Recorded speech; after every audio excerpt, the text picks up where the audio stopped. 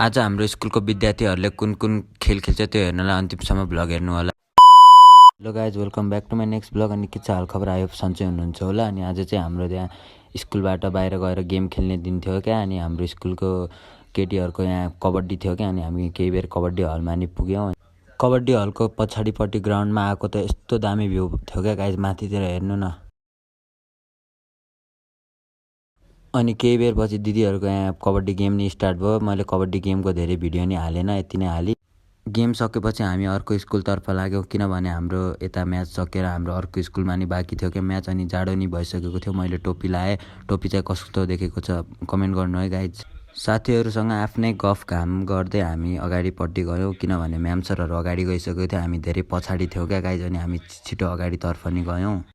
A few moments later. केही बेरपछि हामी गेटभित्र छिरेर हामी ल्याबोरेटरी स्कुलमा नि पुग्यौँ। त्यहाँबाट हामी फुटबल ग्राउन्डमा नि गयौँ। त्यहाँ अनि सबै स्कुलको खेलाडीहरू आइसक्नु भएको थियो क्या। अनि ग्राउन्ड नि लास्टै ठुलो थियो क्या गाइज। केही बेरपछि गेमको वेटिङ गरेर साथीको लङ जम्प नि स्टार्ट भयो। अनि हामी लङ जम्प हेर्नलाई माथिपट्टि बस्यौँ।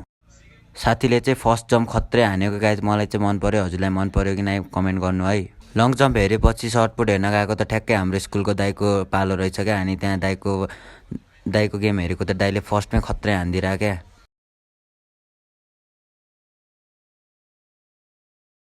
केही बेरपछि मेरो साथीको रेस नि स्टार्ट भयो। अनि मैले उसको रेसको क्लिप मात्र हालेँ, उसको गेमको हालेन।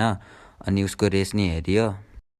त्यसपछि हाम्रो स्कुलको भलिबल नि स्टार्ट भयो। अनि भलिबलमा चाहिँ हाम्रो स्कुलको टिमले चाहिँ खत्रै हानिरहेको थियो क्या गाइज। मलाई चाहिँ दामी लाग्यो उनीहरूले हानेको, बट मैले त्यति खासै नि क्लिपमा देखाएन। अनि त्यसपछि दिउँसोको 3 नि बजिसकेको थियो। अनि सबै गेम नि सकिसकेको थियो। गेम त अरू नि भएको थियो, मैले धेरै गेम क्लिपमा हालेन। अनि आजको भ्लग यहीँ सकिन्छ।